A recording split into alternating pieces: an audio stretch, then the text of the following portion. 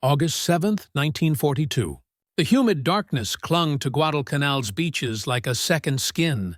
At exactly 02 hours, the first wave of American Marines from the legendary 1st Division splashed ashore at Beach Red, carrying a secret weapon that would shatter everything the Japanese military thought they knew about warfare. Among their standard M1 Garands and Springfields, selected Marines gripped something different, something the enemy had never anticipated.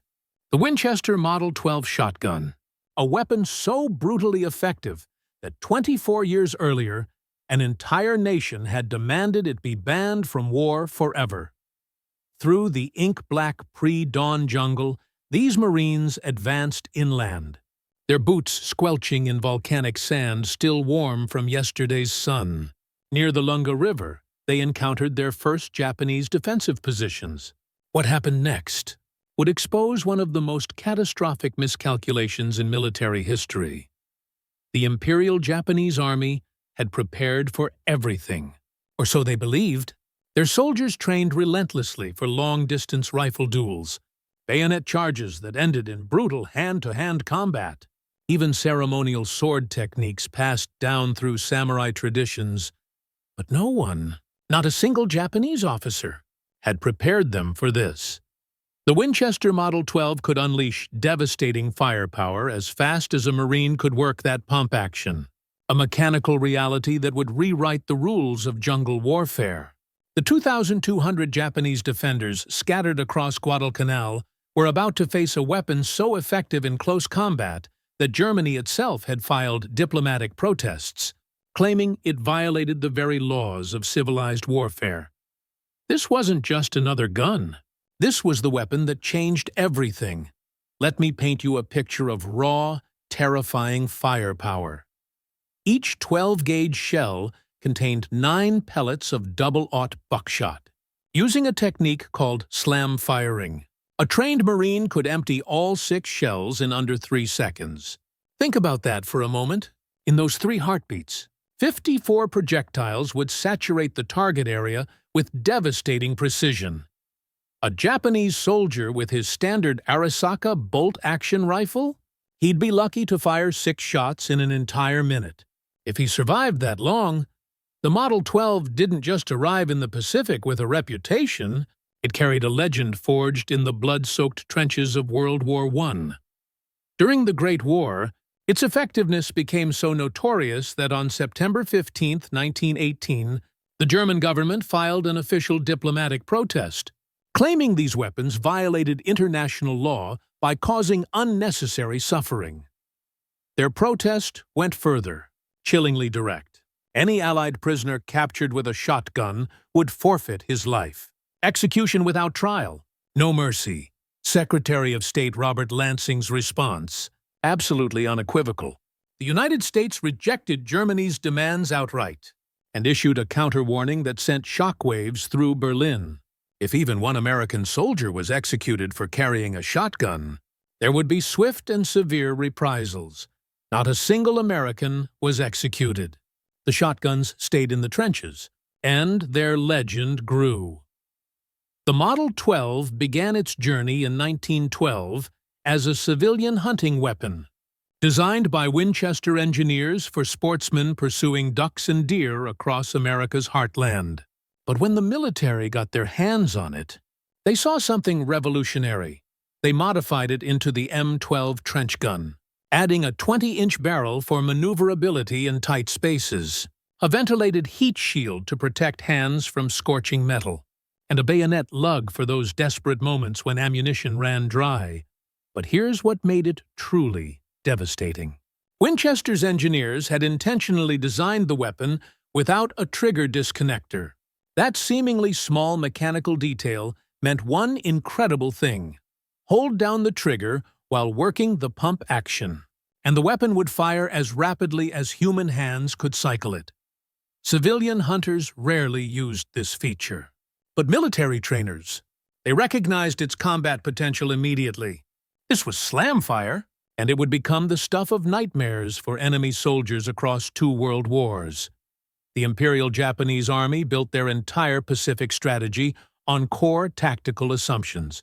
beliefs validated by stunning victories in China, Singapore, and the Philippines. According to captured War Department technical manuals, Japanese doctrine emphasized two primary advantages they believed were unbeatable. First, night fighting. Japanese soldiers underwent grueling training in darkness, learning silent movement, infiltration techniques, the art of becoming invisible ghosts in the jungle. Their assumption, proven in battle after battle, was simple. Night combat completely negated American advantages in firepower and technology. Second, close combat superiority. Japanese military manuals explicitly stated that American forces were weak when fighting got personal. They genuinely believed that once combat closed to bayonet range, the superior warrior spirit and fanatical training of Japanese soldiers would always prevail. This wasn't just propaganda. This was fundamental tactical doctrine, written in blood across early Pacific victories. The fall of Singapore seemed to prove it. The rapid collapse of American and Filipino forces in the Philippines reinforced it. Japanese commanders were confident. Americans simply couldn't match their soldiers when the fighting got up close and personal. They were about to discover just how wrong they were. August 7, 1942, marked a turning point in the Pacific War, the first American offensive operation against Japanese forces. Among the standard equipment issued to Marine rifle companies, Model 12 shotguns were distributed to select personnel, primarily those tasked with jungle patrols, point defense, and security duties. The weapon's first major test came 2 weeks later, during the Battle of the Tenaru on August 21st. Colonel Kiyonao Ichiki, a decorated veteran, led 916 elite soldiers in a night assault across a narrow sandbar. This was classic Japanese doctrine in action, a nighttime close combat attack designed to exploit American weaknesses. The outcome? Catastrophic doesn't begin to describe it. Approximately 800 Japanese attackers were killed, their bodies piled in grotesque mounds along the riverbank, while machine guns and artillery inflicted many casualties. It was the close-range fighting where the shotguns revealed their true purpose. Marines crouched in defensive positions, heard the screams and battle cries cutting through darkness.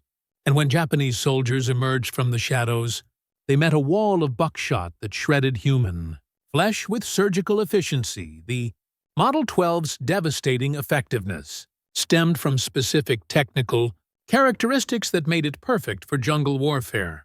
The military load of double-aught buckshot contained 9 .33 caliber lead pellets per shell, each one capable of inflicting lethal damage.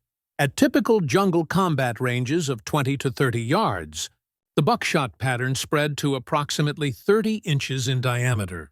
This created a crucial tactical advantage. Precise aiming became almost unnecessary.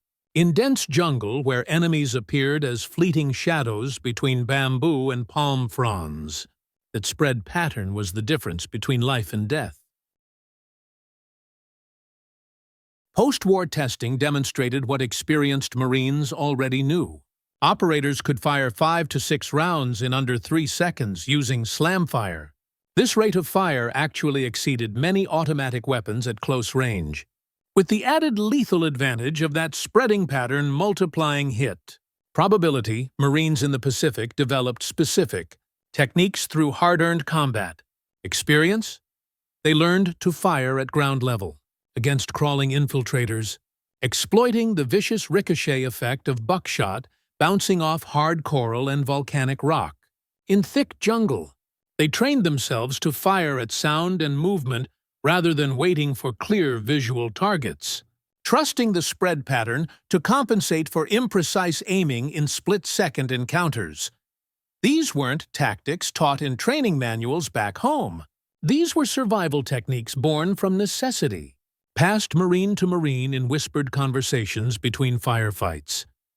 As the island-hopping campaign progressed westward toward Japan, shotgun employment became increasingly sophisticated. Marines began assigning Model 12s specifically to point men on jungle patrols. giving them immediate devastating firepower to respond to ambushes in those critical first seconds. In night defensive positions, Marines with shotguns could cover entire sectors with overlapping fields of fire, creating killing zones where Japanese infiltration became virtually suicidal. The weapon also proved invaluable for jungle lane shooting, clearing paths through vegetation so dense a man could hide 3 feet away. But then, the Central Pacific Campaign introduced an entirely new challenge that would push the Model 12 to its absolute limits: Japanese cave fortifications. Beginning with Tarawa and escalating through nightmarish operations on Peleliu and Iwo Jima. Japanese forces abandoned traditional defensive tactics. Instead, they retreated into fortified caves and bunkers, creating underground fortresses that required intimate, terrifying close-range combat to clear. Model 12 proved unnervingly adaptable to this subterranean warfare. The standard approach Marines developed was brilliantly simple, yet horrifyingly effective. Fire 1 or 2 shells into a cave entrance, then wait. The buckshot would ricochet off interior stone walls, creating what survivors described as a lead storm inside those confined spaces. Imagine being trapped inside a cave while 18 metal pellets bounce off walls at unpredictable angles, each one capable of tearing through flesh and bone. The sound alone was enough to break men. Surviving Japanese soldiers who lived through these assaults reported something chilling in post-war interviews. The sound of ricocheting buckshot in caves was uniquely terrifying. A metallic shrieking that seemed to come from everywhere and nowhere simultaneously, a sound that haunted their nightmares for decades. The psychological effect often exceeded the physical damage. Many Japanese soldiers simply abandoned perfectly defensible positions, fleeing into American fire rather than face that lead storm again. The invasion of Saipan in June 1944 saw continued evolution of shotgun tactics. Marine units began forming specialized shotgun teams, small assault groups specifically designed for close-range combat. A typical team consisted of 2 Marines armed with Model 12s, a Browning automatic rifle gunner for sustained suppressive fire, and several riflemen carrying grenades for bunker suppression. These teams became the tip of the spear in cave-clearing operations. The battle also saw increased use of specialized ammunition beyond standard buckshot. Marines employed solid slug rounds for longer-range precision shooting, and smaller birdshot loads specifically designed for stripping vegetation to expose hidden enemy positions, a technique that saved countless American lives. Then came July 7, 1944, the largest Japanese banzai charge of the entire war. Over 3,000 Japanese soldiers, many wounded, many armed only with bamboo spears and bayonets, launched a suicidal human wave attack against American positions. In the confused nightmare melee that followed, the shotgun's ability to deliver multiple projectiles without precise aiming proved absolutely invaluable. Marines simply pointed and fired into the screaming mass, each trigger pull sending 9 lethal projectiles into tightly packed enemy ranks. February 1945. The black volcanic sands of Iwo Jima. General Tadamichi Kuribayashi had created the most sophisticated defensive system of the entire Pacific War. 11 miles of interconnected tunnels linking over 1,500 fortified positions. Kuribayashi had studied American tactics extensively. He knew about the flamethrowers, the grenades, the demolition charges. He designed his fortress specifically to counter everything the Marines could throw at him. Everything. Except human innovation, despite defenses engineered to defeat American tactics. Model 12 shotguns remained devastatingly effective. Marines adapted yet again, developing a technique they called skip shooting. They deliberately banked buckshot off tunnel walls to reach around corners, hitting enemy soldiers who thought they were safely concealed. It was brilliant, terrifying, and brutally effective. Here's something most people don't realize. The Model 12 was never a general-issue weapon. According to Winchester's manufacturing records, only 61,014 Model 12 shotguns were produced during the entire war. That's it. Just over 60,000 weapons, distributed across all service branches, not exclusively to Marines. The Army got them. The Navy got them. Even the Coast Guard received some. This limited production meant Model 12s were concentrated where they'd make the most difference. Marine rifle companies expected to face close combat. Army assault teams preparing for urban warfare. Specialized units where that devastating close-range firepower could turn the tide of battle. Ammunition, however, that was plentiful. Military contracts ran into the millions of shells, ensuring that when Marines needed firepower, they had it. After-action reports from across the Pacific campaign consistently highlighted specific scenarios where the Model 12 excelled beyond all other weapons.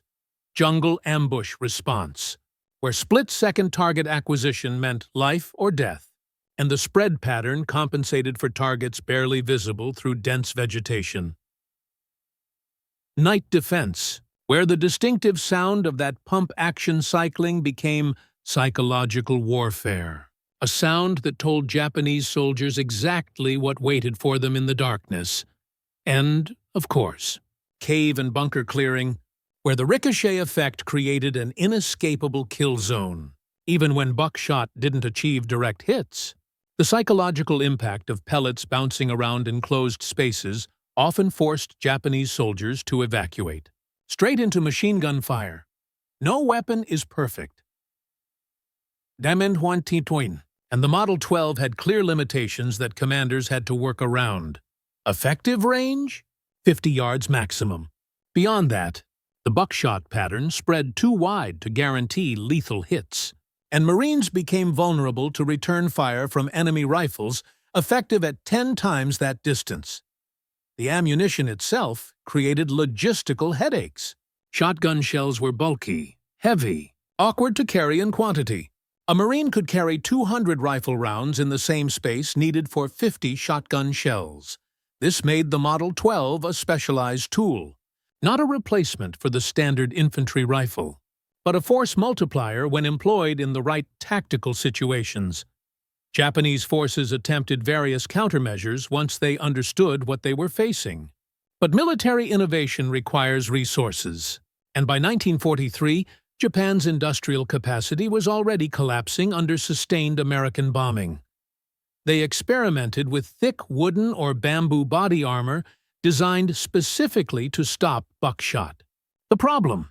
It was cumbersome, hot in tropical climates, and only partially effective.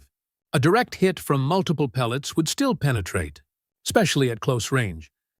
Japanese commanders also adapted tactics, increasing the depth of defensive positions, using obstacles and terrain to maintain engagement distances beyond shotgun range. Some units even issued specific orders to target Marines carrying shotguns first, recognizing the threat they posed. But here's the brutal reality. Japan never developed a truly effective counter. Their industrial capacity simply couldn't match American firepower at any range. While American forces enjoyed increasing supplies of specialized weapons like shotguns, Japanese soldiers were often down to their last few rifle rounds. The American rejection of Germany's 1918 protest had established shotguns as legitimate weapons of war under international law.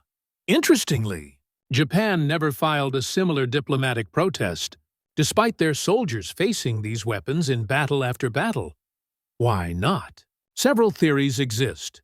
Perhaps the Japanese military's own extensive violations of international conventions in China, from biological warfare to the massacre of civilians, made them reluctant to invoke legal protections they routinely ignored. Or maybe, by the time shotguns proved devastating in the Pacific, Japan was already losing the war so decisively that diplomatic protests seemed pointless. Whatever the reason, the silence from Tokyo spoke volumes. The Marine Corps developed specific training programs for Model 12 employment, recognizing that effective shotgun use required different skills than rifle marksmanship. Marines learned to carry ammunition in elastic loops sewn onto their gear. Dorisahir, typically 50 to 60 shells for extended operations. Quick access was critical. Fumbling with ammunition pouches could cost precious seconds in close combat. They practiced extensive hip firing, point shooting without using sights, a technique that felt wrong to riflemen but was essential for shotgun employment. The goal wasn't precision. It was getting buckshot into the target area as quickly as possible. Balance, while rapidly cycling the action. Target selection emphasizing closest threats first, sweeping across multiple targets rather than focusing on single enemies. These became the hallmarks of effective shotgun tactics. The widespread use of shotguns reflected America's fundamentally pragmatic approach to warfare, a willingness to use any tool that gave tactical advantage. Other nations took different paths. Britain relied heavily on submachine guns like the Sten for close combat. The Soviet Union mass-produced the PPSH-41. Germany developed the MP-40. Japan? They produced virtually no combat shotguns, focusing instead on rifles, bayonets, and traditional blade weapons that reflected samurai warrior traditions more than modern warfare realities. The Model 12 represented just one element in America's combined arms approach, integrating all available weapons into coordinated tactical systems. In the reduction of a fortified position, shotguns were employed in the final assault phase, providing overwhelming close-range firepower in those critical moments when American and Japanese soldiers met at distances measured in feet, not yards, beyond the physical damage. The Model 12's psychological impact cannot be overstated for American forces. Samanamint. Shotguns provided confidence in close combat, reducing anxiety about infiltration and banzai charges. The distinctive sound of that pump-action cycling became a morale factor, reassuring friendly troops that devastating firepower was available when needed. For Japanese soldiers, the weapon became associated with inevitable defeat in close quarters.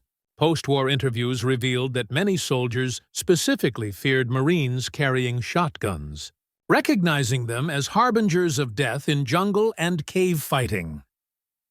The Model 12's employment highlighted the vast industrial and technological chasm between the United States and Japan, a gap that ultimately decided the war's outcome. American forces could afford to issue specialized weapons like 61,014 Model 12 shotguns, demonstrating overwhelming material superiority. This wasn't just one weapon type. It was symbolic of America's ability to produce everything from aircraft carriers to specialized infantry weapons in quantities Japan couldn't begin to match. Japan, by contrast, struggled to provide basic rifles and adequate ammunition to frontline troops, while American Marines debated whether to carry standard buckshot or specialized slugs. Japanese soldiers were counting individual rifle rounds. The development and refinement of shotgun tactics demonstrated American military adaptability and user-driven innovation at its finest. Techniques like skip shooting for cave clearing weren't developed in Pentagon offices or training facilities back home. They were invented independently by multiple Marine units facing the same problems, then spread through word of mouth and demonstration between battalions. This allowed rapid tactical adaptation, with successful innovations spreading across the Pacific Theater in weeks rather than waiting for official doctrine updates that might take months. Junior Marines facing immediate tactical challenges developed solutions, tested them in combat, and shared what worked. This bottom-up innovation became one of America's genuine advantages, a willingness to empower individual soldiers to adapt and improvise rather than rigidly following doctrine. The Winchester Model 12's use in the Pacific War demonstrated two fundamental truths about modern warfare. First, tactical adaptability matters as much as strategic planning. The Model 12's effectiveness came not just from its technical specifications, but from how Marines adapted its employment to specific combat situations they encountered. Second, industrial capability and material superiority decide modern wars. Japan's failure to counter American shotguns reflected their broader inability to match American production, innovation, and logistical support. The Model 12 excelled in specific tactical situations: cave clearing that required entering the enemy's underground fortresses, night defense against infiltration and banzai charges, jungle ambush response where split-second decisions meant survival, and final assault phases where overwhelming firepower at point-blank range was decisive. Its slam-fire capability provided devastating close-range firepower that no other infantry weapon could match, creating tactical opportunities that saved American lives and shortened battles. Japanese forces struggled to counter it effectively. Not because they lacked tactical skill or courage, but because countering the Model 12 required resources and innovation their collapsing industrial base couldn't provide. The Japanese military's failure to anticipate or effectively counter American shotgun employment reflected broader miscalculations about American capabilities, underestimating material superiority and tactical innovation while overvaluing spiritual factors and warrior traditions. They believed superior warrior spirit could overcome material disadvantage. History proved them tragically wrong. The Model 12, simple in design but devastating in application, embodied the pragmatic American approach to warfare. From Guadalcanal's dark jungles to Okinawa's blood-soaked ridges, this weapon delivered a message written in buckshot and gunpowder. American forces would apply overwhelming firepower at every range, using every available technology, adapted through continuous innovation and user-driven tactical development. The weapon that Germany had protested as inhumane in 1918 proved to be simply another tool in an arsenal of overwhelming force. The Japanese infantry who faced these weapons discovered a harsh reality their opponents had mastered: the science of systematically applying firepower to destroy any defense, achieving victory through material superiority, combined with relentless tactical innovation. In the end, the Winchester Model 12 was never just about a single weapon. It represented America's fundamental approach to war: adapt, innovate, and overwhelm the enemy with every resource available, no matter how unconventional.